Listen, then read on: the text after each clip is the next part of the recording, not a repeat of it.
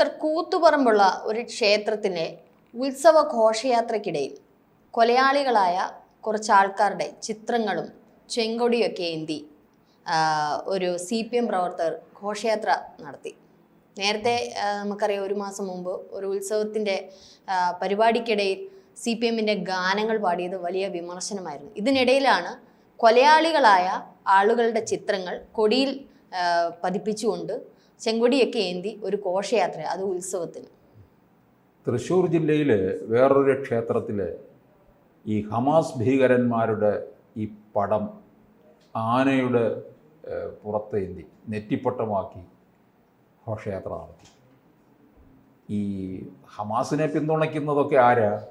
ഇവിടുത്തെ വലിയ ഇടതുപക്ഷ കക്ഷികളൊക്കെയാണ്. ഇവരെല്ലാം ഒരേ തൂവൽ പക്ഷികളാണ് എന്നാണ് നമുക്ക് മനസ്സിലാക്കാൻ കഴിയുന്നത്. ഈ CPMകാരിപ്പം അമ്പലം മുഴുവൻ അങ്ങ് കീഴടക്കാൻ നടക്കുക. കാരണം ഈ ഹൈന്ദവരാണ് CPMലെ കൂടുതൽ വോട്ടുകൾ. അതിനകത്ത് കുറേ ചോർച്ച ഈ കഴിഞ്ഞ ലോക്സഭാ തെരഞ്ഞെടുപ്പിൽ ഉണ്ടായി. അത് മുഴുവൻ തിരിച്ചു പിടിക്കണം. അത് തിരിച്ചു പിടിക്കണമെന്നുണ്ടെങ്കിലുള്ള വഴി ക്ഷേത്രങ്ങളിലേക്ക് കടന്നു കയറുക എന്നുള്ളതാണ്.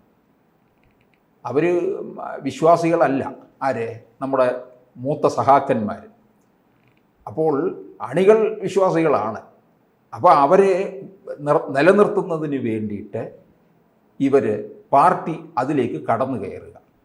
അങ്ങനെ കടന്നു കയറിക്കൊണ്ട് അവിടുത്തെ അധികാരത്തിലേക്ക് എത്തിക്കൊണ്ട് ജനങ്ങളുമായിട്ട് കൂടുതൽ അടുത്ത ബന്ധം സ്ഥാപിച്ചുകൊണ്ട് വോട്ടാക്കി മാറ്റുക എന്നുള്ളതാണ് ലക്ഷ്യം. അതായിക്കൊള്ളട്ടെ, അത് ഓരോ പാർട്ടിക്കാരും അങ്ങനെ ചെയ്യും. BJPയും ചെയ്യും, അതുപോലെ കോൺഗ്രസും ചെയ്യും.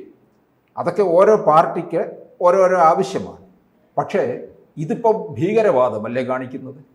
ഇനി ഇക്കണക്കിന് നാളെ ക്ഷേത്രങ്ങളിലെ പ്രതിഷ്ഠ ഇളക്കി മാറ്റിയിട്ട് പിണറായിയുടെയോ അല്ലെന്നുണ്ടെങ്കിൽ മറ്റേതെങ്കിലും കമ്മ്യൂണിസ്റ്റുകാരൻ്റെയോ പ്രതിമ അതിനകത്ത് സ്ഥാപിക്കുക.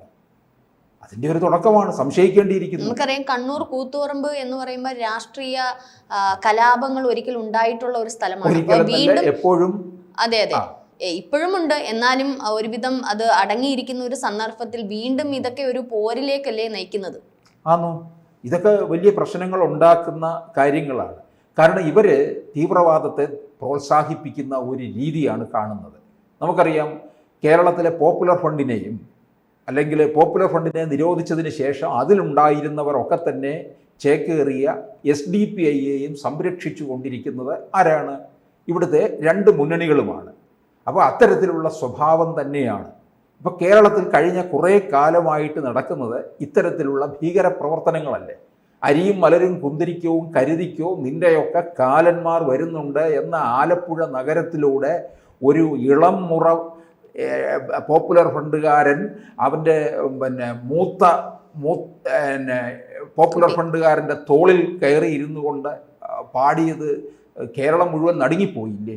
എന്ന് വെച്ചാൽ ബാക്കിയുള്ള ഹിന്ദുക്കളെയും, അതാണ് അരിയും മലരും എന്ന് പറഞ്ഞിരിക്കുന്നത്. കുന്തിരിക്കവും ക്രിസ്ത്യാനികളെയാണ് പറഞ്ഞിരിക്കുന്നത്. കരുതിക്കോന്ന് നിൻ്റെയൊക്കെ കാലന്മാരാണ് ഇവിടെ ഞങ്ങൾ അവതരിച്ചിരിക്കുകയാണ് എന്ന് പറയുമ്പോൾ ഇവിടെ സമാധാനമുണ്ടെന്നാണോ? ക്വസ്റ്റ്യൻ പേപ്പറിനകത്ത് മതതീവ്രത മതസ്പർദ്ധ ഉണ്ടാക്കി എന്ന് പറഞ്ഞുകൊണ്ട് ഒരു മാഷിൻ്റെ കൈവെട്ടിയ നാടാണ്. എന്നിട്ട് ആ മാഷിനെ കൈവെട്ടിയ ജോസഫ് സാറിൻ്റെ കൈവെട്ടി.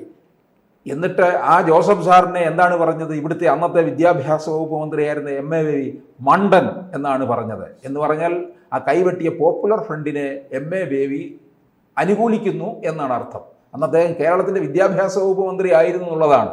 ഒന്ന് ആലോചിക്കുക. അപ്പോൾ അത്തരത്തിൽ ഈ തീവ്രവാദത്തെ പ്രോത്സാഹിപ്പിക്കുകയും ആ തീവ്രവാദത്തിന്റെ വേറൊരു സ്വഭാവമാണ്. അതെ, ഇതിപ്പോ BJP പ്രവർത്തകനായ സൂരജിനെ വെട്ടിക്കൊലപ്പെടുത്തിയ കേസിലെ ശിക്ഷിക്കപ്പെട്ട പ്രതികളുടെ ചിത്രങ്ങൾ ഈ കൊടിയിൽ അനാവരണം ചെയ്തുകൊണ്ട് അതും പിടിച്ചുകൊണ്ട് പാർട്ടി പ്രവർത്തകർ ഒരു ഉത്സവത്തിന്റെ ഘോഷയാത്രയല്ലേ ഈ അമ്പലം ഉത്സവം, എന്നിട്ട് ഗാനവും പാർട്ടി ഗാനം ഉൾപ്പെടെയാണ് പാടിക്കൊണ്ട് ഈ ഒരു ഘോഷയാത്ര ചെയ്തത്. അമ്പലം എന്ന് പറയുന്ന ഒരു മതവിശ്വാസമാണ്. അതിലാണ് ഇപ്പോൾ വീണ്ടും അവർ മുമ്പോട്ട് പോകുന്നത്. കൊടിയൊക്കെ പിടിച്ച്, ചെങ്കൊടിയൊക്കെ പിടിച്ച് കൊലപാതകികളുടെ ചിത്രവും അനാവരണം ചെയ്ത കൊടിയിനകത്ത് അതും ചെയ്ത് ഒരു ജാഥയൊക്കെ ഘടിപ്പിക്കുക എന്ന് പറയുന്ന മറ്റുള്ള എന്താ ഇതിലൊക്കെ പറയുക. ഈ അതിനു മുമ്പല്ലേ ഒരമ്പലത്തില് പാട്ട് പാടിയത് എന്താ, പുഷ്പനെ അറിയുമോ ഞങ്ങളുടെ പുപ്പനെ അറിയുമോ എന്ന്. ഈ പുഷ്പനെന്ന് കേൾക്കുമ്പോൾ എനിക്ക് വലിയ സഹതാപമാണ് തോന്നിയിട്ടുള്ളത്. ഈ CPM-കാരുടെ ഇത്തരത്തിലുള്ള വാക്കുകൾ കേട്ടിട്ട് ആ പാട്ട് ഇതിനകത്ത് പാടിയിട്ടുണ്ട്. എവിടെ ചെന്നാലും പുഷ്പനെ അയാളുടെ ജീവിതം തൊലച്ചു കളഞ്ഞു എന്നുള്ള ഒരു സഹതാപമാണ് നമുക്ക് തോന്നിയിട്ടുള്ളത്. എന്തിനു വേണ്ടിയാണ് സമരം ചെയ്തത്? കേരളത്തിലെ സെൽഫ് ഫിനാൻസ്മെന്റ് കോളേജുകൾക്കെതിരെയാണ് സമരം ചെയ്തത്. സ്വാശ്രയ കോളേജുകൾക്കെതിരെയാണ്. ഒടുവിൽ എന്താ, ഇവിടുത്തെ കോളേജുകൾ മുഴുവൻ എന്ത് ചെയ്തു? സ്വകാര്യവൽക്കരണം നടത്തി വിദേശ സർവകലാശാലകൾ കൊണ്ടുവരുന്നു, ഒക്കെ ചെയ്യുന്നു. അപ്പോൾ പിന്നെ അതേ പാർട്ടിയിലെ നേതാക്കന്മാരാണ് തീരുമാനങ്ങൾ എടുത്തിരിക്കുന്നത്. അപ്പോൾ പിന്നെ പുഷ്പന്റെ കാര്യത്തിൽ നമുക്കൊക്കെ സഹതാപമല്ലേ? എന്നിട്ട് ആ പുഷ്പന്റെ പേരിൽ ഇവരിപ്പോഴും പാട്ട് പാടിക്കൊണ്ട് നടക്കുന്നതിൽ ലജ്ജയില്ലയോ എന്നാണ് നമുക്ക്. മാത്രമല്ല പറമ്പായി സഖാക്കൾ എന്നുള്ള പേരാണ് കുടിക്കാത്ത കേട്ടേക്കുന്നത്. അപ്പൊ സഖാക്കളുടെ പേരൊക്കെ വിട്ടുകൊണ്ട് വിശാലമായിട്ട് ഉത്സവ ഘോഷയാത്രയിൽ ഇത്തരത്തിൽ ഒരു എഴുന്നള്ളിപ്പ് എന്ന് തന്നെ നമുക്ക് പറയാൻ പറ്റും നടത്തുക എന്ന് പറയുന്നത് ശരിക്കും ഒരു രാഷ്ട്രീയ എന്താ പറയാ തീവ്രവാദം തന്നെയല്ലേ ഇത്? ആണെന്ന് ഇവർ ഭീകരാന്തരീക്ഷം ഉണ്ടാക്കുന്നവരല്ലേ? നമുക്ക് തോന്നിയിട്ടില്ലേ? ഇപ്പം SFIയിലെ ആർഷോ എന്നൊക്കെ പറയുന്നത്, ഈ SFI എന്നൊക്കെ പറയുന്നത് രഞ്ജിനിക്കൊക്കെ അറിയാമോ? 80കളിൽ ഞാനൊക്കെ കോളേജിൽ പഠിക്കുന്ന കാലത്ത് അന്ന് SFI ആകുക അല്ലെ SFIക്കാരൻ ആണ് എന്ന് പറയുന്നത് നമ്മളെ മറ്റു പലരും വലിയ ആദരവോടാണ് കാണുന്നത്. അപ്പോൾ വലിയ കക്ഷിയാണ് എന്നുള്ള രീതിയിൽ. അന്ന് SFI എന്നൊക്കെ പറഞ്ഞാൽ തലയ്ക്കകത്ത് താഴ്ത്താമസമുള്ളവരുണ്ട്, അക്കാഡമിക്കലി വളരെ ഉയർന്നവരായിരിക്കും, അല്പം ജീനിയസ് ആയിരിക്കും. ഇപ്പോഴത്തെ എന്ന് പറഞ്ഞാൽ തലയ്ക്കകത്ത് ആൾതാമസമില്ലാത്ത ഭ്രാന്തളായി നടക്കുന്ന കുറെ ഈ ഭീകരവാദത്തിന്റെ വേറൊരു രൂപമാണ് ഈ ആർഷോ എന്നൊക്കെ പറയുന്നത്. SFIയുടെ കാര്യം പറഞ്ഞപ്പോഴാണ് ഞാനും പണ്ട് 5ാം ക്ലാസ്സിൽ 6ാം ക്ലാസ്സിലൊക്കെ പഠിക്കാവുന്ന തെരഞ്ഞെടുപ്പാണ്, രാഷ്ട്രീയ തെരഞ്ഞെടുപ്പ്. അതൊന്നും നമുക്കറിയില്ല SFI എന്തോ കേസ് ചെയ്യുന്നു. പക്ഷെ ഞാനന്ന് SFIയുടെ നേതാവായിട്ടാണ് നിന്നത്. അപ്പൊ SFI എന്ന് പറയുന്ന അവർ അന്ന് തെരഞ്ഞെടുക്കുന്നത് എനിക്കിപ്പോഴും ഓർമ്മയുണ്ട്. അവർ ഓരോ ക്ലാസ്സുകളിൽ നിന്നും ഓരോ ലീഡറിനെ തെരഞ്ഞെടുക്കുന്നത് ഈ പറഞ്ഞതുപോലെ എങ്ങനെയുണ്ട്, അവരുടെ ബിഹേവിയർ എങ്ങനെയുണ്ട്, ഇതൊക്കെ ഓരോ ക്ലാസ്സിലും വന്ന് അന്വേഷിച്ചതിന് ശേഷമാണ് ഏതെങ്കിലും ഒരു കുട്ടിയെ അവരുടെ നേതാവായിട്ട് തെരഞ്ഞെടുക്കുന്നത് തന്നെ. പക്ഷെ ഇപ്പോൾ നേരെ തിരിച്ചാണ്. ഏതിലാണോ അവർ അഡിക്റ്റഡ് ആയിട്ടുള്ളത്, ഇപ്പൊ ഡ്രഗ്സ് ആയിക്കോ, ഏതിലാണോ കുലംകുത്തികളായിട്ടുള്ളത് അങ്ങനെയുള്ളവരെയാണ് നേതാക്കന്മാരായിട്ട് പോകുന്നു എന്നുള്ളതാണ്. DYFയുടെ ഒരു ആഗോള നേതാവുണ്ടല്ലോ, ഇപ്പൊ രാജ്യസഭ MP ആയിട്ട് പോയിരിക്കുന്ന AA റഹീം. അദ്ദേഹം പാർലമെന്റിൽ വലിയ ഇംഗ്ലീഷൊക്കെ സംസാരിച്ച ആൾക്കാരെയൊക്കെ പേടിപ്പിക്കുന്ന ഒരാള്. അദ്ദേഹത്തിന് ഇംഗ്ലീഷ് ഇപ്പൊ പാർലമെന്റിൽ പുറത്തായിട്ടുണ്ട്. അത് ഇദ്ദേഹം കേരള സർവകലാശാലയുടെ തമിഴ് വിഭാഗത്തിൻ്റെ മേധാവി വിജയലക്ഷ്മിയുടെ ചെവിക്കകത്തി എന്നാണ് കേട്ടാലും പറഞ്ഞാലും ഇത് തേച്ചാലും കുളിച്ചാലും പോകാത്ത തരത്തിലുള്ള തെറിയാണ് വിളിച്ചത്. അപ്പോൾ അത്രയ്ക്ക് സംസ്കാരമാണ് ഈ DYFIക്കൊക്കെ ഉള്ളതെന്നുള്ളതാണ്. SFIയുടെ അടുത്ത മൂത്ത വേറൊരു സ്റ്റേജാണല്ലോ DYFI. കുറേ ആഗോള നേതാക്കന്മാരുണ്ട്.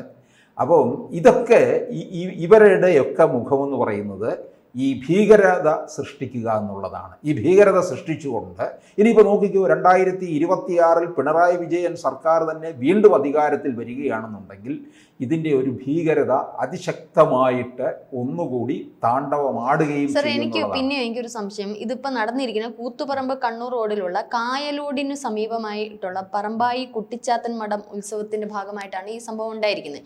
അപ്പോൾ ഇതൊക്കെ ദേവസ്വം ബോർഡിന്റെ അധീനതയിൽ ഉള്ളതാണോ എന്ന് എനിക്കറിയില്ല. എന്നിരുന്നാലും നാട്ടുകാരുണ്ടല്ലോ, അല്ലെങ്കിൽ ഹിന്ദുമത വിശ്വാസികളുണ്ടല്ലോ. അപ്പോൾ അങ്ങനെയാണെങ്കിൽ നാളെ ഇപ്പോൾ CPM പാർട്ടിയുടെ കൊടി അല്ലെങ്കിൽ പതാക ഉയർത്തുമ്പോൾ നാളെ കോൺഗ്രസിന്റെ പതാക ഉയരും, അല്ലെങ്കിൽ BJPയുടെ പതാക ഉയരും, അല്ലെങ്കിൽ സംഘപരിവാറിന്റെ പതാക, ഇങ്ങനെ രാഷ്ട്രീയ പതാകകൾ ഉയരേണ്ടുന്നതാണോ ഒരു ഹിന്ദു മതവും അതിലെ ഉത്സവങ്ങളും ഒക്കെ? അമ്പലത്തിനകത്ത് ഒരു രാഷ്ട്രീയവും കാണിക്കേണ്ട. അങ്ങനെയാണ് ഏറ്റവും അധികം സംഘപരിവാർ അല്ലേ അവിടെ പതാക ഉയർത്തേണ്ടത്, അല്ലെങ്കിൽ BJP അല്ലേ ഉയർത്തേണ്ടത്? കണക്കിന് പോയാൽ ശബരിമലയിലും കൊണ്ടുവന്ന് ഇവർ കൊടി കെട്ടുമല്ലോ.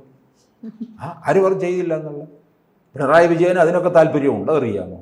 ശബരിമല 365 ദിവസവും തുറന്നിരുന്നിട്ട് അവിടെ ടൂറിസ്റ്റ് കേന്ദ്രമാക്കാനുള്ള നീക്കമാണ് നടത്തിയത് നമ്മുടെ യൂസഫ് അലിയുമായി ചേർന്നുകൊണ്ട്. അതിനെയാണ് അന്നത്തെ ദേവസ്വം ബോർഡ് പ്രസിഡൻ്റായിരുന്ന പ്രവയാർ എതിർത്തത്. അതുകൊണ്ട് അദ്ദേഹത്തിൻ്റെ കാലാവധി 3 വർഷം തികച്ചില്ല, 2 വർഷം കൊണ്ട് അവസാനിപ്പിക്കേണ്ടി വന്നു എന്നുള്ളതാണ്. അപ്പോൾ എന്തായാലും ഇവർ പിന്നെ ഈ CPM-കാർ ചിലപ്പോൾ അമ്പലം കൂടെ വിഴുങ്ങുമെന്ന്. മാത്രമല്ല ഹിന്ദു ക്ഷേത്രങ്ങളിൽ ഇനിയിപ്പോ വൈകിട്ട് കേൾക്കാം പുഷ്പനെ അറിയാമോ എന്നുള്ളൊരു ഗാനം. പുഷ്പനെ അറിയുമോ, ഞങ്ങളുടെ പുഷ്പനെ അറിയുമോ, പുഷ്പനോടൊക്കെ നമുക്ക് സഹതാപമേ ഉള്ളൂ എന്നുള്ളതാണ്. ജീവിതം ഇങ്ങനെ ഇവന്മാരുടെ മുമ്പിൽ കോഞ്ഞാട്ടയാക്കിയല്ലോ എന്നുള്ളതിൽ